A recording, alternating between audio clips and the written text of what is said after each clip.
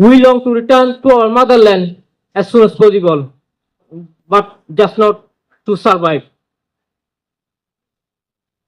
We wish to live with dignity, with in peace and safety, with the full recognition of our basic human rights.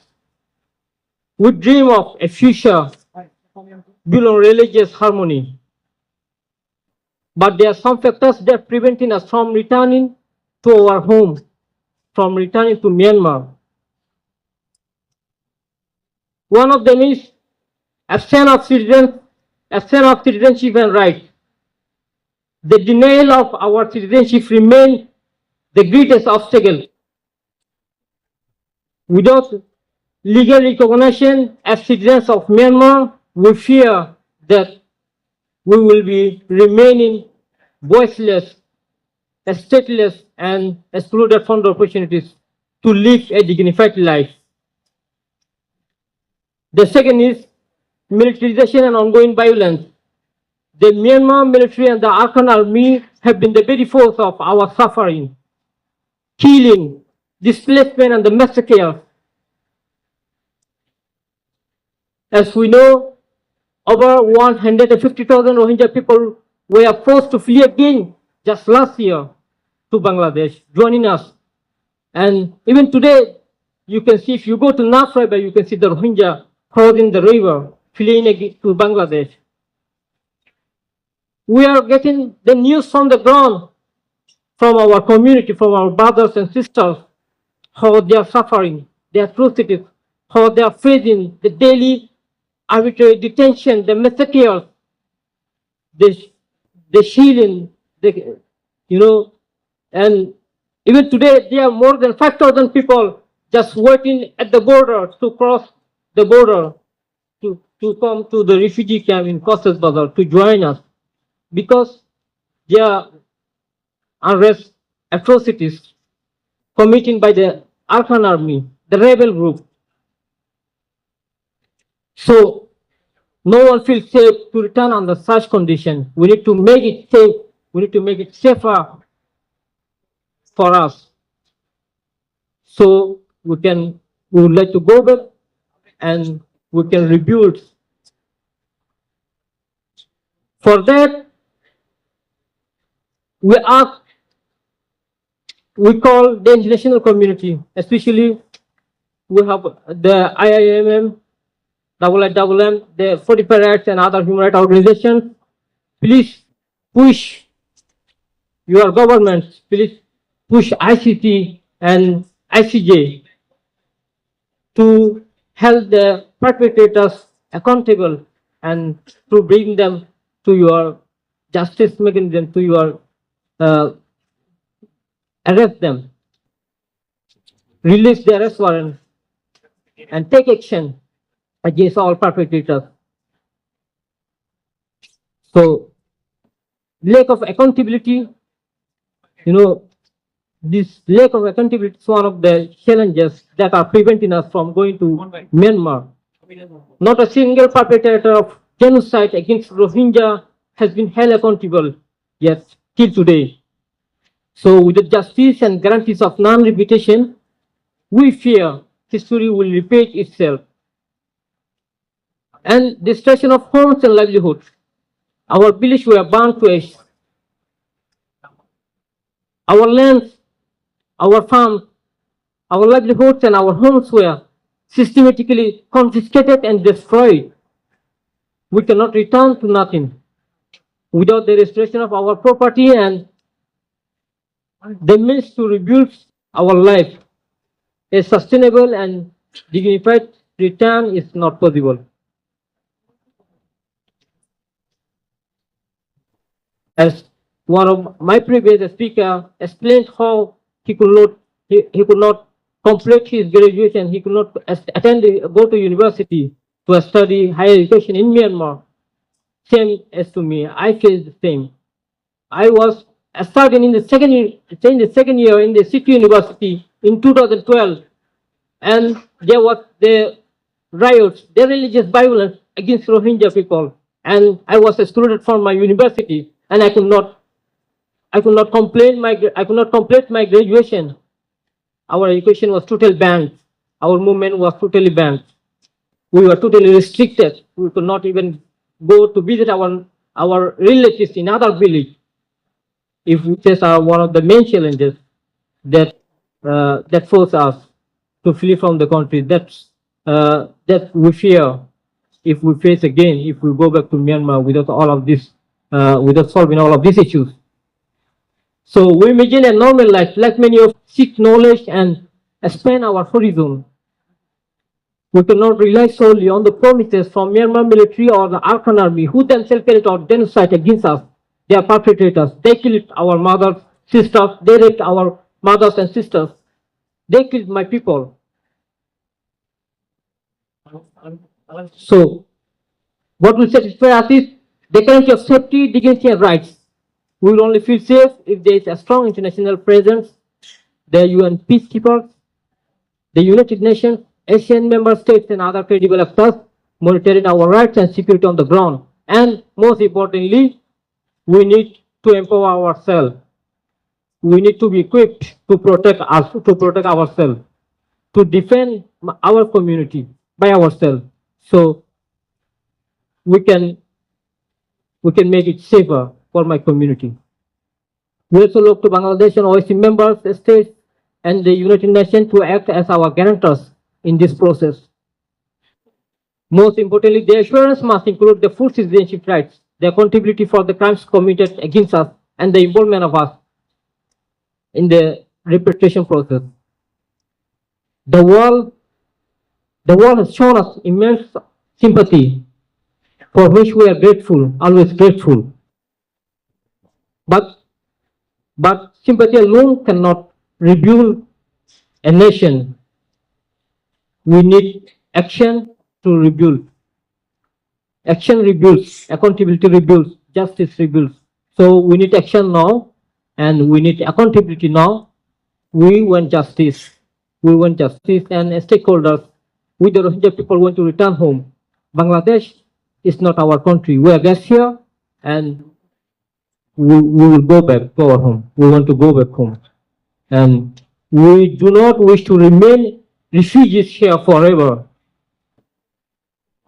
We appeal to the international community and all stakeholders, please work to ensure justice, accountability, and genuine political solution in Myanmar. And please help us make our reputation possible, not just possible, but meaningful, dignified, and permanent. Thank you so much.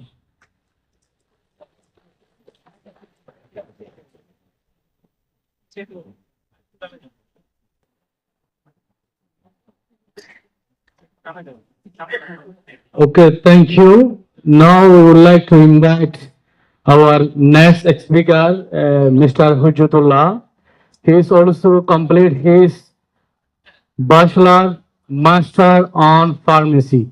He is now working on relevant his subject. Now your flow.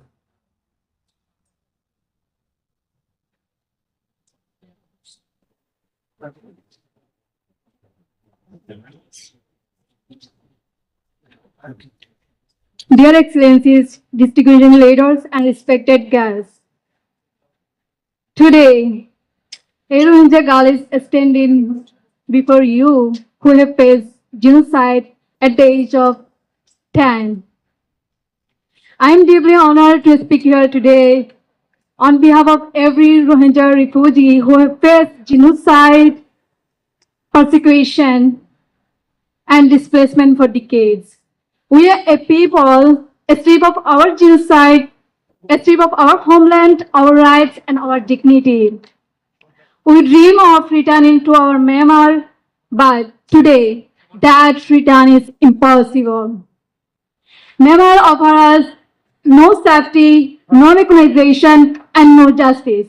Our citizenship was deliberately revoked. Our villages were burned, our homes destroyed, our families killed. Those remains in Myanmar under suffocating restrictions, denied education, denied healthcare, and even the freedom to work from one village to another village. To return under such conditions would not mean going home. It would be returning to oppression for us. For us, true return requires guarantees that go beyond words. We cannot entrust our future to the same authorities who carry out atrocities against us. True safety, security will exist when the Rohingya are empowered to protect themselves and communities. This means training, knowledge, self-defense, and self-determination. Systems that allow us to defend our homes, our families, and our people. It means ensuring we have the ability to respond to danger, to prevent harm, and to stand strong in the face of threats. Our women were raped by the Myanmar military in 2017. Our fathers and brothers could do nothing but watch. Why? Because we are denied the means to defend ourselves. If we had the empowered, such crimes could never happen. Never again should Rohingya be left helpless in the face of violence. We must prepare our people physically, mentally, and politically to return to our homeland as rightful citizens, not as a silent victim. We need the power to answer every genocider, every persecutor on equal ground. We must prepare our people. We demand self-defense, self-determination, and equality, not for sympathy.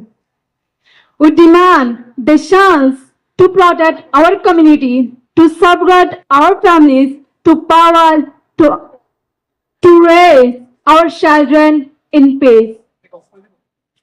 Self-insurance comes from international community and the United Nations peacekeeper and nation committed to justice. But true safety comes from us, a strong, prepared, and empowered. Today, nearly 1 million Rohingya live in Cox's Bazar refugee camp, behind barbed wire fence, surviving but not living. And cases goes beyond Bangladesh. Rohingya who fled to Malaysia, Thailand, Indonesia, and India, facing detention, trafficking, and deportation. Why have the Rohingya been scattered across borders for years and years? It is because international community has been unwilling to act decisively. Their silence and inaction allowed our suffering to continue. The international community knows the meaning of words genocide and persecution, but we, the Rohingya, have felt, tasted, and survived the unspeakable reality of genocide. Let me be clear, we are not refugees by our choice. We are refugees because justice abandoned us and we forced to be refugees.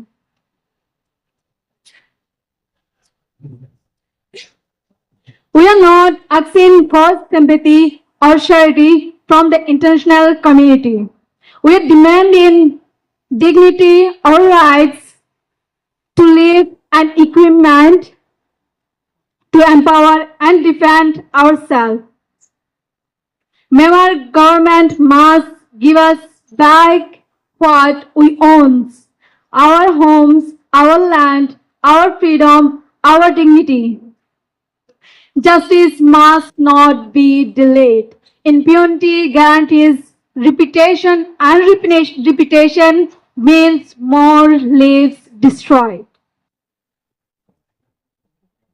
Do not let another generation of Rohingya grow up without a home, without hope, and without a future. Thank you.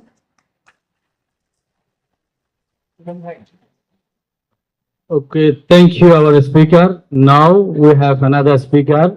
The topic is, what is your life in refugee camp? and what kind of changes do you want to see in the future in terms of shelter and education and healthcare? Everyone know we have been facing so many difficulties in the refugee camp, overcrowded and limit with health facility, proper access to education. What we are getting education opportunity in the refugee camp is all are the informal and like very basic level. It is the time in that the concern of our generation future in the refugee camp. To discuss and to talk with us about experience of the refugee life is called Mr. Hujudullah. Please welcome.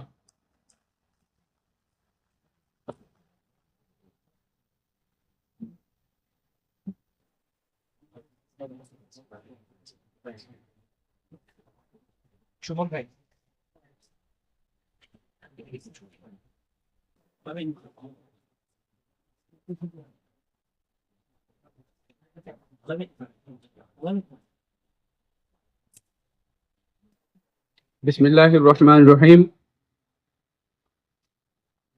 Honorable guests, respected brothers and sisters, thank you for giving me the floor to speak on this important dialogue session on behalf of my community, the Rohingya community. I want to share some experiences about the camp life. Life in the camp is a daily struggle. We depend on aid for survival, but most of the support is short-term and reactive. Families live with uncertainty, restrictions on movement, and very limited opportunities. The delay in repatriation combined with absence of justice and accountability created deep psychological stress among the community. For new arrivals, life is even harder as they often lack the shelter support and their children are denied access to learning centers. Technology. We urgently need to recognize education as unified education board for the Rohingya, especially emphasizing Rohingya language and vocational training, digital skills, so that we can restore our dignity and reduce dependency on others. Finally, safety and security remain our deepest concern. Violence, kidnapping, and drug-related problems are growing.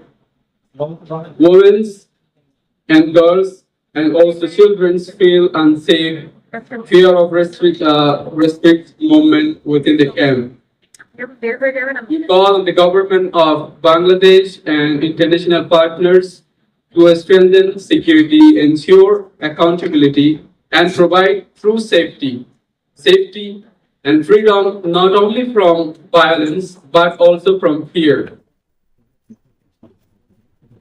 On this day, we Rohingya do not ask for a luxury life, but for fairness, dignity, strong shelters, reliable healthcare, meaningful education, skills training, and safety, so that we can live in without any fear in the camp until we repatriate.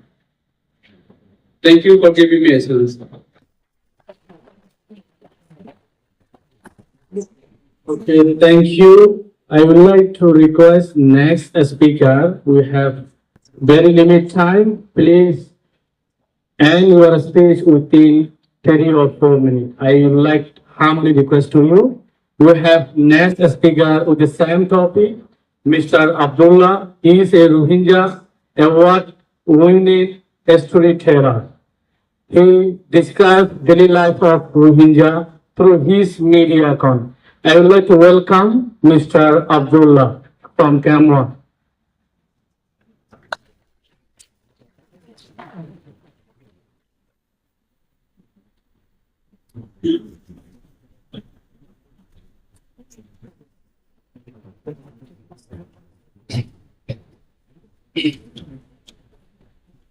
Assalamu alaikum.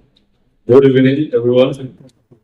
And thank you so much for giving me the floor. Actually, we have the same topic with my colleague speaker. Here, he already explained so many things about the game life. And you have also knowledge about game life. We have been